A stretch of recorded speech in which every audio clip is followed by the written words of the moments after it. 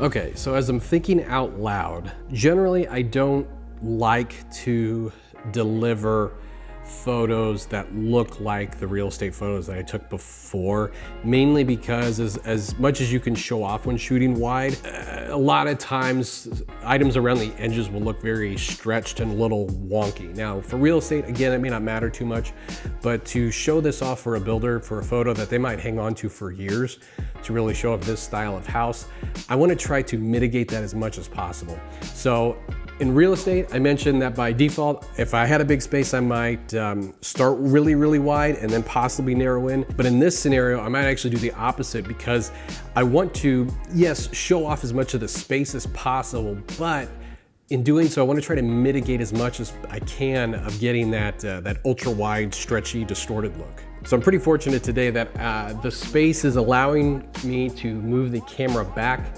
That way I can narrow in and still show off a lot of the space. And the reason being is because this is normally where the refrigerator would be. And I'm sure any residential photographers are running into this a lot, especially during this whole weird COVID situation, is that a lot of houses, even though they're finished, they're still missing like one or two appliances, specifically the refrigerator. So that being said, I'm gonna physically move the camera back. If I'm still at 14 millimeters, this is my angle right now. So obviously there's no way I could turn that photo over to my client. But if I zoom in to, I believe, 24 millimeters, I get this shot. And this is pretty darn close to what I actually want to show off. As you can see, there's still some things that we need to tweak. Number one though, now because we are shooting at 24 millimeters, we are really lessening that distorted ultra wide look, but we're still able to show off a lot of the elements of the room, still able to show off the color of the chairs, and even get to, if I remember right, even from the photo, start to get a little bit of this third light here as well. Okay, so I adjusted the pillows. I wanted to adjust this back couch cushion. One was popping up a little bit higher than the other. Make sure everything is centered pretty well. And in case you're asking why I didn't turn on these accent lights, I tried. I'm not sure if they're plugged in or they don't have bulbs, they're just not working. So last thing I'm gonna do is actually move these two chairs that are showing up in the frame and see what that looks like. Cool, I actually think that looks pretty decent. So what I'm gonna do now is similar to what I did when I was shooting the HDR version of real estate, but I'm not gonna be shooting this with the purpose of combining them as one file. I'm just doing this for information. Again, I don't do a whole lot of HDR style blending. I guess you just peace of mind, whatever, that I have different exposures that are super bright all the way down to super dark.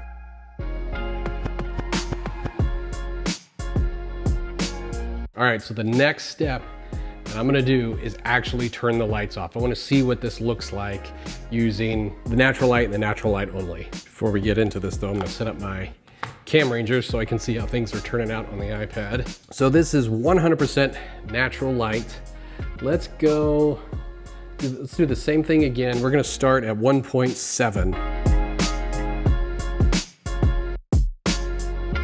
All right, so in contrast to the space that we shot before, as you can probably see, a majority of the natural light this time is actually coming from the direction of the front door, which is coming from here. Now, I'm not gonna do too much to fight that, especially if I'm turning this photo into a builder. They're not gonna be too particular per se about the mood and the feel and the atmosphere. They will be to an extent, but obviously I don't think to the extent of, say, maybe an interior designer. The builder is what I consider kind of that in-between client. They're not showing off necessarily all the details of a space, but not every builder wants super wide shots of every area of their house, because then some of those details will be missed and lost completely. But again, to go back to the lighting, I'm not gonna fight the lighting on this a whole heck of a lot. If anything, I might kind of emphasize the direction of the light coming in. I might fake a little bit the angle that it's coming in at to make it a little bit more angled towards the camera, but we'll see what that looks like. Okay, so the first thing I notice when I'm getting to actually starting to add some supplemental light is, I think personally, I'm gonna bring down the ambient light a little bit more, and not for the pure sake of bringing down the light, but for the sake of getting rid of some of these color casts. I try to minimize that as much as possible. So what I'm gonna do, my technique, is bring the ambient down light a little bit more, and then add supplemental light, or kind of what I would call clean flash light, from the direction of the front door to kind of mimic that natural light again. But it's gonna help make the image look a little bit more clean. I think I'm gonna take it down to 1/30th to cut out some of that color cast and ambient light. Let's see what that looks like. So that's about where I wanna start. This is what I will actually call my base image, what I'm gonna build up off on when I'm in Photoshop. I'm gonna guesstimate that this is probably gonna be overkill. Let's see what the exposure looks like. Blasting this from the direction of the front door at half power. A little bit too bright for my taste. I think a quarter power might actually be too low. Let's do a comparison. Let's do the same shot, but we'll do it at quarter power this time. Yeah, I might do somewhere in between. We'll do between a quarter and a half power. All right, I like that. I'm gonna shoot from the same angle, but I'm gonna scoot over a little bit. And then what I'll end up doing with those two exposures is blend the two and use lighten mode to make it look like I shot off two of the soft boxes, two of the big soft boxes at the same time. Again, kind of mimicking a much bigger soft light source than I actually had in reality, just for kicks, because as you can see, this shelf right here, it's a little dark, but since we do have a lot of light coming from left to right, I'm gonna add a little bit of light from the same direction, but now kind of point it towards that area, just so we get a little bit, or at least what looks like natural light on it, much better. And again, in my personal opinion, that's a little bit too hot, it's a little bit too bright for my taste, but I'll lower that exposure in post. So now I'm gonna use an additional, not necessarily a trick, it's a similar technique to what I did on the last house. I'm gonna shoot about 160 or 1/160th, cutting out almost all the ambient light. So here's a peek behind the curtain. What I'm going to do is I'm gonna take one of the exposures with the lights on, and with a luminosity mask, blend that in to what you would consider more of a natural light layer, so I can get kind of the best of both worlds. All the furnishings, all the textures and colors are gonna look